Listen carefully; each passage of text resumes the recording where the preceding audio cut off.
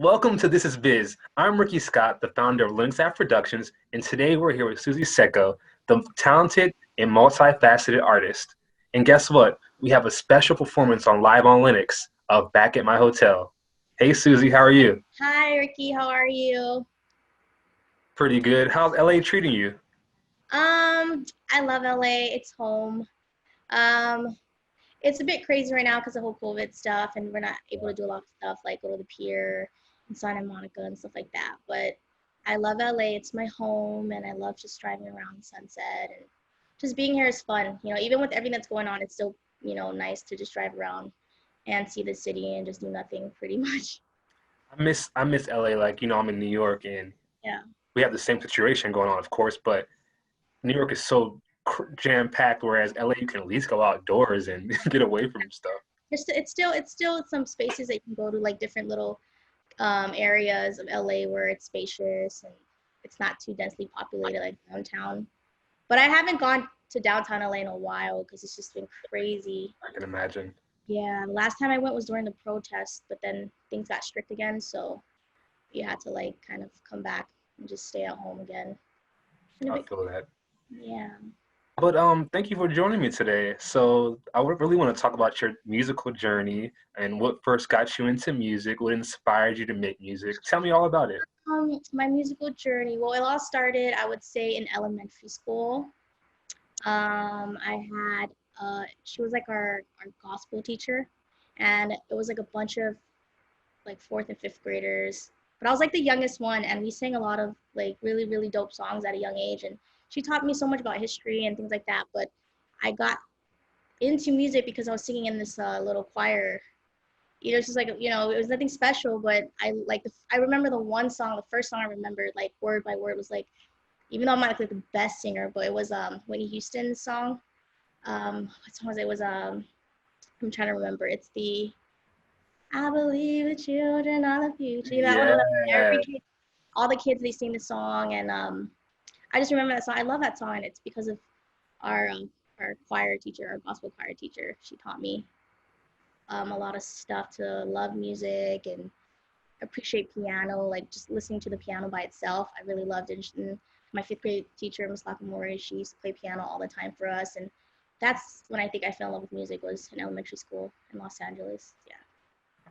Nice. Yeah. So you're from born and raised LA? So my parents are they're refugees and they were genocide survivors in Cambodia. And I grew up and I was born in South Central Los Angeles in the projects. I lived there till I was about a teenager. And then I moved to Orange County and I went to high school in Santa Ana, California, which was like, I would say the city where I grew the most with, like musically, because I went to college there and I went to high school there. And um, I just learned so much just writing. I remember entering like a poetry contest and I won in high school. I was like inspired by Tupac at the time, so I wrote like this like poem about like South Central LA, how much I missed it, because it was such a different environment going from like Los Angeles County to Orange County. There was two different, let's like Republican versus like liberals, and it was different because I wasn't used to seeing. Um, I guess LA was more diverse, I would say, than Orange County, and so I just wrote a poem about like how much I missed living in the projects. It's crazy, but it's my formative years, and it taught me the most about artists and poets like Langston Hughes and things like that. It was a school I grew up in at a younger age that taught me about why I love poems and songwriting and artists and things like that. What adversities did you have to overcome to get where you're at today? And two, how does that play into your music type? Like how do you Uh, I was pretty much the only Cambodian girl wherever I went after leaving LA. Like I was the only person that spoke this language. Everybody else, if they were Asian, they were Vietnamese, or like it's crazy how like culturally how things really do affect you and how you have to assimilate and get over these adversities. But I couldn't really connect with anybody, so I think music was the one thing I connected to because I couldn't really relate to the people that I was like going to high school with and college with. So I kind of ventured out and focused on music and songwriting and singing, and I had to overcome just being able to kind of assimilate to different groups of people and different styles and how to like avoid not like getting into fights and things like that. Like I had to find a way to protect myself. And what I used to do is I used to use music to do that, you know? So I would kind of just be by myself. I was like kind of a loner in high school. In college, I kept to myself, and music was always something that I resorted to kind of help me with dealing with depression, and it was my therapy of like escaping my reality of not being able to really click with a lot of people because I was such like a lone wolf, you know. I tried to be social, but I didn't really feel like I really connected with anybody on a personal level. So music was always the thing that taught me to kind of overcome those adversity was, you know, songwriting and singing. Therapy kind of, right? Yeah, it's my therapy. Like without music, I honestly would not. I feel like I wouldn't be here without music. I needed it so much because I was struggling with a lot of issues with trying to understand who I was as a person. And you know, my mother, she taught me from a young age that like we had it pretty rough right when we came here, you know, from the jump. And when you're taught something at such a young age that the people and the places where your parents came from um, it was a struggle, you start questioning your identity, and that was a huge adversity for me because I was trying to find myself, and the way that I found myself was music. I mean, it sounds weird, but that's how I overcame a lot of challenges, was resorting to that. Yeah. I really relate to that because while it's not music for me, movies for me were my go-to. Like, you know, as a kid through my various struggles, music was just like my comfort zone. It just inspired me, made me feel good. And like as I grew up, it was like movies, movies, movies. And now I make movies. So it's just like, you know, it's just yeah, I understand that. What was your favorite like movie growing up? Like that helped you through a lot of like just, you know, adversities and issues and All Batman movies. Like I oh was a yeah. big Bruce Wayne fan because he was like I really related to Bruce Wayne because he was like this isolated guy, but he also was like went to save the world and Yeah. you Batman know, was my favorite too growing up. I used to have like these Batman bed sheets. oh I my was god, like yes. this 18-year-old girl with Batman bed sheets. It was ridiculous. And like a black cat, and I would dress him with like a little bat. It was crazy. But yeah, Batman's my favorite too, I think. He's totally relatable. He's like Also a listener. Bruce Wayne is everything. And also the Power Rangers movie. Yeah. No. The next question I want to ask you is what type of music do you make? What would you categorize yourself as? Oh Like my I God. know it's hard. Hmm. I would, you know, when I wrote this EP, it's so funny. I wrote this EP with a producer in my loft in Santa Ana. And it was crazy because it was just like this janky ass loft in downtown Santa Ana. And we recorded that whole EP in my living room, and my cats are literally running around and my dog's running around, and we had to pause. It was so hot, didn't have air conditioning. We had a fan on, we had to turn the fan off. And like we did this joke. Do you remember that movie like Hustle and Flow?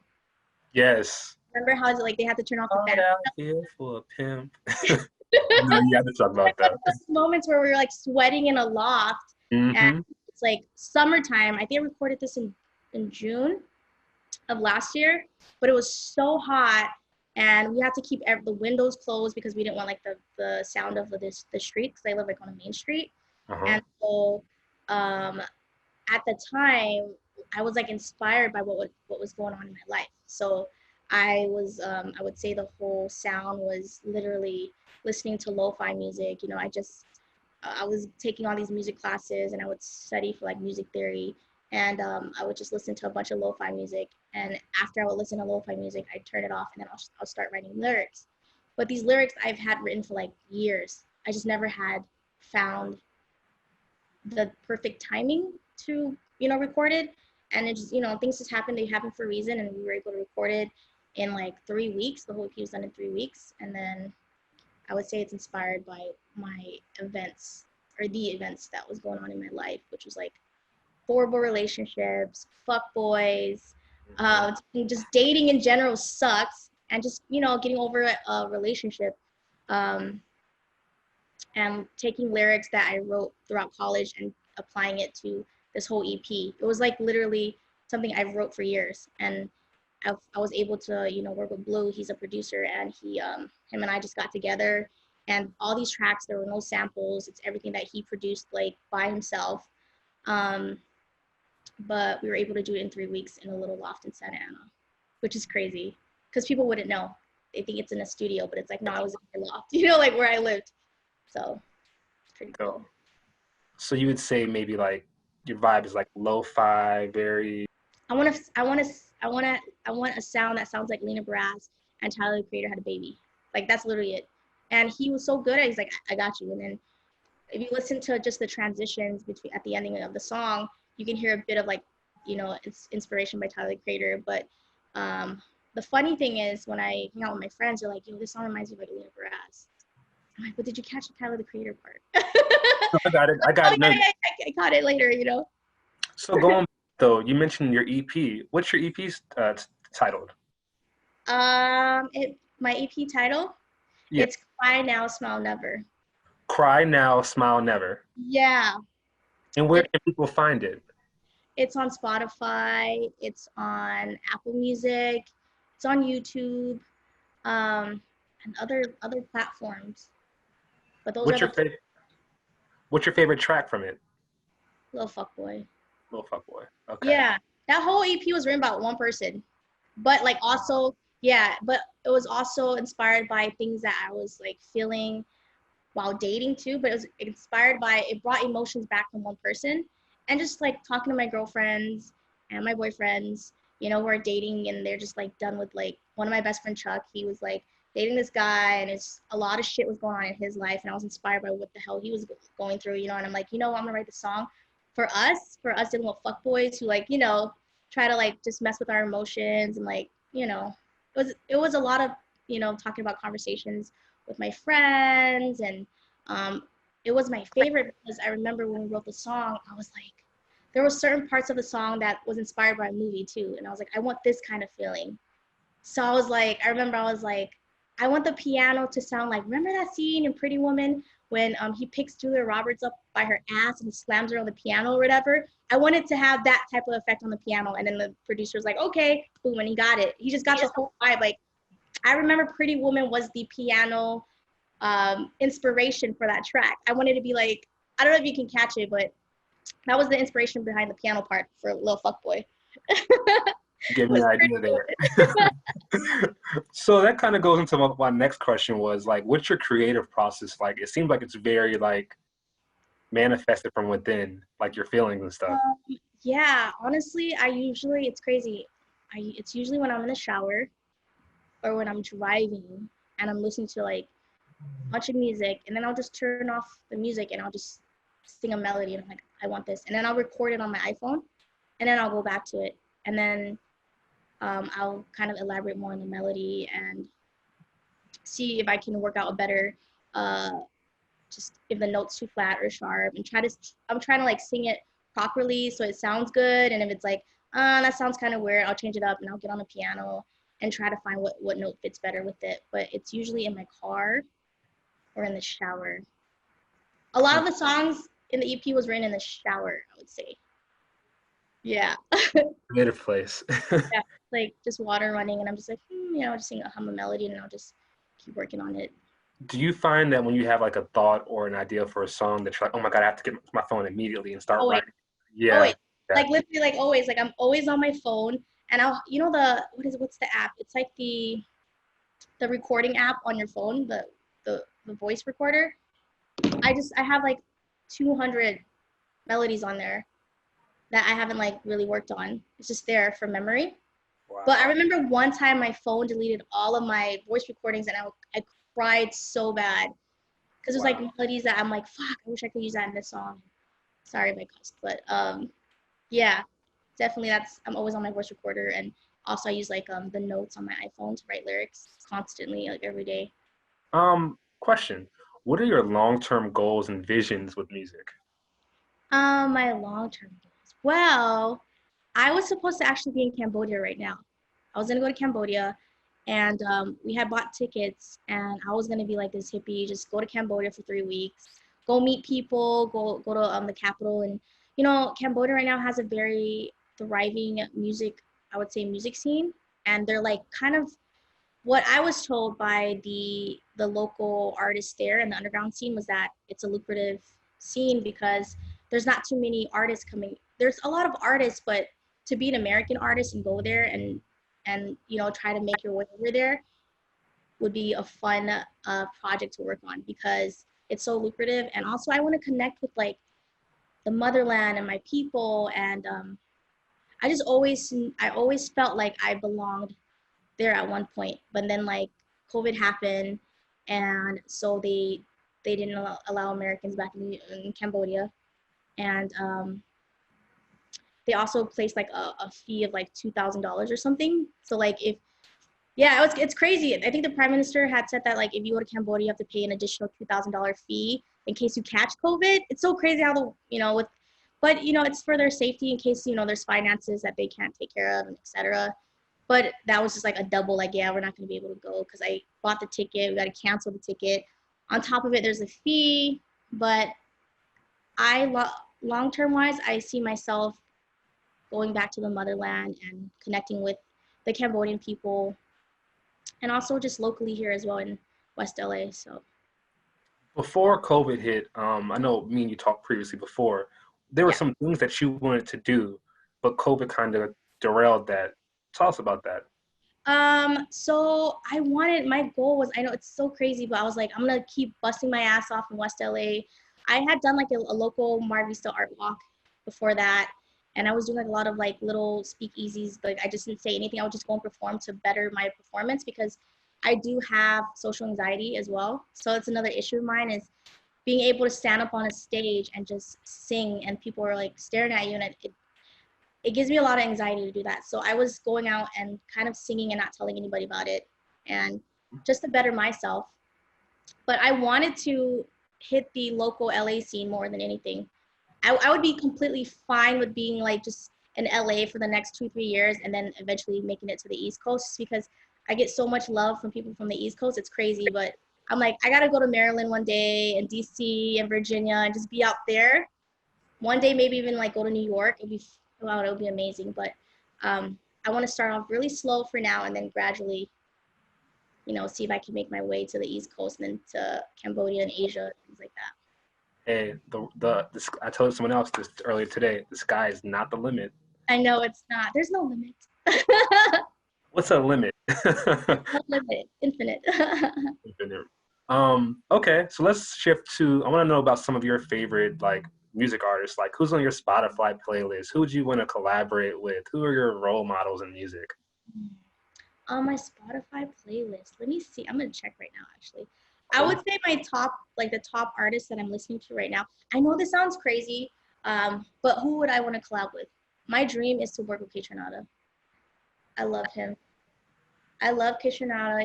I just love Kitchenada's everything. he just makes me feel so good. Like I just feel so good when I listen to his music, and it's so upbeat and it's dancey, and it kind of, for me, it's like an escape when I listen to his music. So I would love to work with Kaytranada one day, and also just local artists in Orange County and Los Angeles. Honestly, let's see, who's on my spot? Okay, I would say my top three, and it's like all over the place. It's actually Tyler the Creator, XXX, and Alina Baraz are my top three, I would say. Those are three good choices. I like those. Yeah, they're like not even, yeah. But I've been listening to a lot of old, like underrated boy bands of the 90s. Like who? Let me show you some songs actually. This is my favorite one. I don't know if you remember these songs. Okay. Do you remember the group Voices of Theory? God, yeah. Yes. I remember that. Let me fast forward it. But I've been listening to this all day yesterday, but I've been listening to a lot of like boy band, like 90s underrated boy band. That's a whole genre in itself. I know. I've been listening to like Voices of Theory, all for one.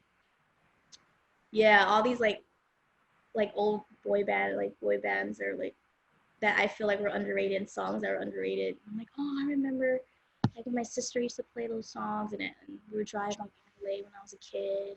It's just so nostalgic listening to It's nostalgic, right? Yeah. Yeah, I think that's what it is. You know what's the most nostalgic for me though? Like every time I listen to their music, Who? Tony Braxton and Brandy. Yeah, that's a period of time too. Yeah, I For was a little ass girl, but I remember like everything I did as a little girl was like by my sister and her girlfriends. I was like, what are they listening to? You know, I was just listening to what they were listening to, and I was so little, but I was just listening to what they listened to. So yeah. yeah, for me, my nostalgic is the New Jack Swing era, like New Oh Edition and Boys to Men. yeah, Oh yeah, my yeah, yeah, God, yeah, yeah. that's like, Did you like that song that Cardi B and Bruno did? They said it's like kind of like a New Jack Swing song. oh yeah, yeah, yeah, yeah. I loved it because it was I forget what it's called, but I know what you're talking about. That was like the vibe, the in living color type of Yeah. Uh-huh. yeah, yeah. I really That was like it. that was Yeah. really good. You said earlier you looked up to Whitney Houston growing up, or you liked her music growing I, up. I liked a specific song. I could never ever sing like Whitney Houston. She's a whole different style. I'm like, The voice. her like there's singers who sing like that, and I feel like I'm more on like an indie side. Like, um, for example, I don't know if you heard of Licky Lee. Licky Lee was like this. Oh, she had one song I knew that someone sampled. Tyler the Creator sampled it, or Great. I'm yes. proud for love, but with eyes shut. She was like, I remember like, oh man, I was like, was I in high school when I first heard about her music, and she was a big. I feel like vocally, like, I was like, oh man, I can kind of sing like her. I can emulate her, you know. So like for me, a huge inspiration growing up too was Leaky Lee, like a female vocalist. Like I still listen to her till this day. I love her. I follow her still, and she's a mom, and I fucking respect that and love that about her. That she just did a show at the LA Historic Park. She did like a huge concert, and they're all women. And Cat who was there? I forgot who performed, but Cat Powers was there. It's a bunch of women. It was so like I wanted to go, but I couldn't go for some reason that weekend. But she was like a huge inspiration of mine. She's like this indie queen. Like I would say to me, the first girl that were there that I was like, man, I love her sound. It's like very soft and innocent, and like she just had this um fragile sound that I love, and I feel like I related to her sound. So I love Leaky Lee. She's like top for me. Nice, Yeah. nice. Okay. Shifting a little bit, what's one thing you would change about the music industry if you could? One thing I would like when it comes, I think I would say in the American music industry or worldwide. American, or I would, I would, yeah, I would like to see more Asian representation because I feel like there's a lack of, like growing up, I didn't really see girls that looked like me, you know? And I would love to like have like my little cousins and my little nieces to see like artists that are big that look like them. And I feel like it's a little bit harder because, Asians aren't really seen as like sex symbols, in American media. We're just not. And it's like the rare, you get, like, the Lucy Lou's and. But I would love to see more Asian representation in the music industry in America. Yeah. I think that would be I mean, I can definitely see how that could be Can you good. think Like, of one person? Can you think of one Asian girl or Asian boy in the music industry in America right now where people can be like, oh, I love them? I can't think Yeah. you, but I'm, Like, I'm, me, like, you know what? Last year I went to 88 Rising and I was like backstage and I just felt so happy and elated because it was like the first show that I went to where like most of the headliners were Asians. And I'm like, Joji is huge. Joji is like, yeah, he's probably like the biggest, I would say, Asian artist right now. But like I would like to see more. And I remember who else did I see? Yeah, but I would like to see more Asian representation. I think it'd be kind of cool and um um good for the music industry to, especially what we're going on right now too with the whole xenophobia stuff. Like, yeah, it'd be nice. so I grew up in PG County, and we have a big Filipino population. Yeah. And when I moved to New York, I linked with the fellow director who's a Filipino American, and I've been involved with him on a couple of Filipino projects. So Nice. I love his work because he focuses on furthering Asian I and love Asian American voices. Yeah. So actually, I did an open mic. Um, it's called like the Sunday Jump, and it's in Filipino town. And I think I think they're related. I don't know if you heard of the Vasco brothers, but they're the Filipino.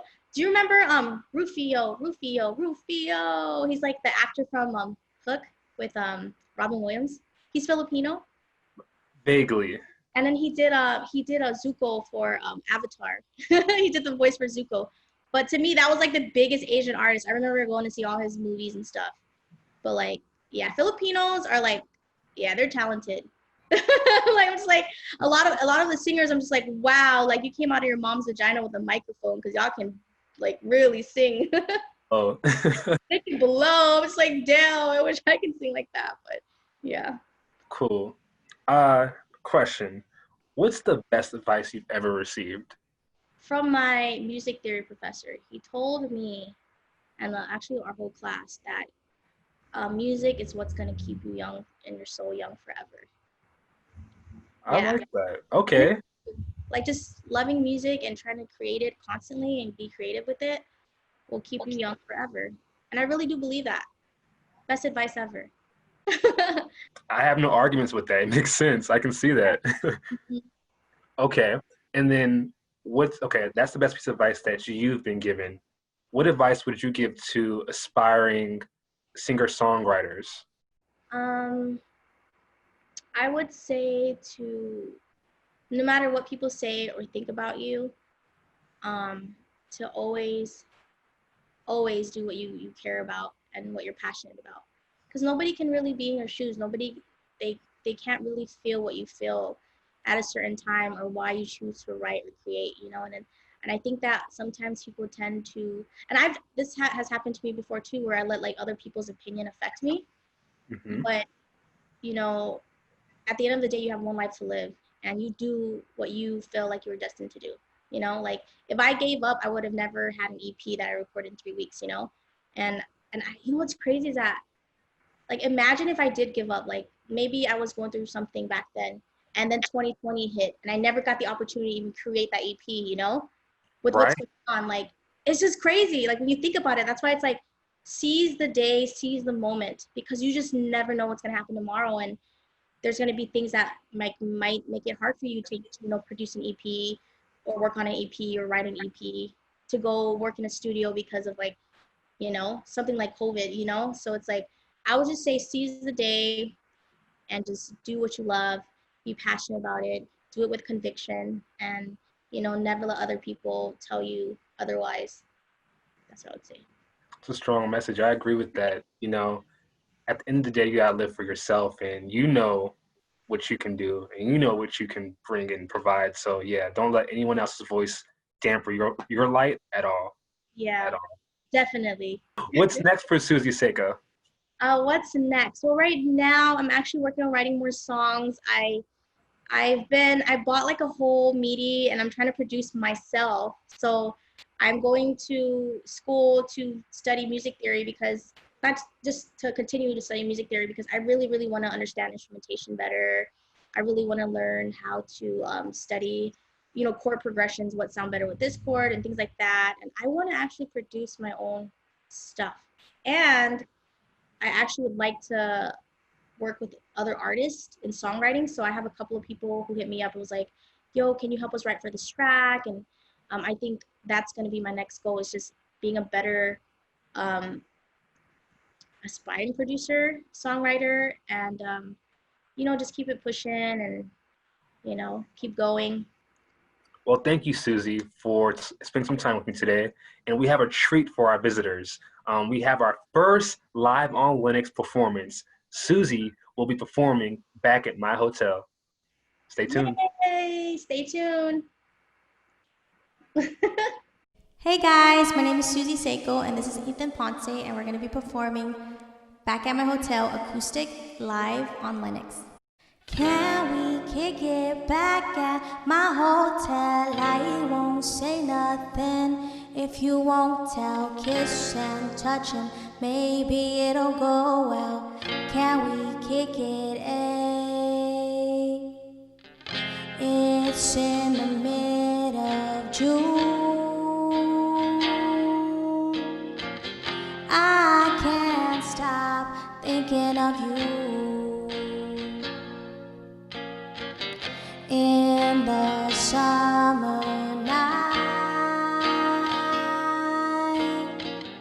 You keep a running in my mind.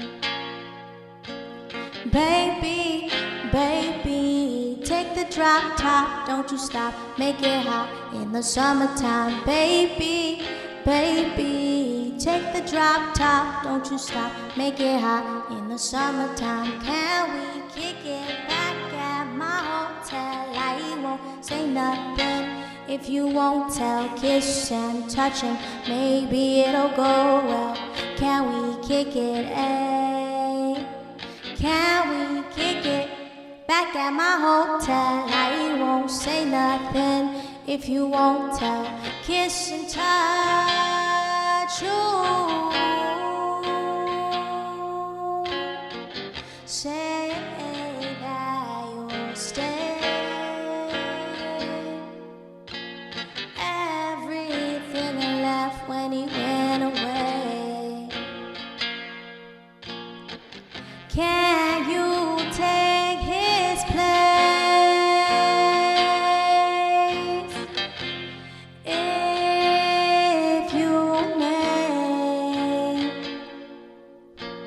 Baby, baby, take the drop top, don't you stop, make it hot in the summertime. Baby, baby, take the drop top, don't you stop, make it hot in the summertime. Can we kick it back at my hotel? I won't say nothing if you won't tell. Kiss and touching, maybe it'll go well.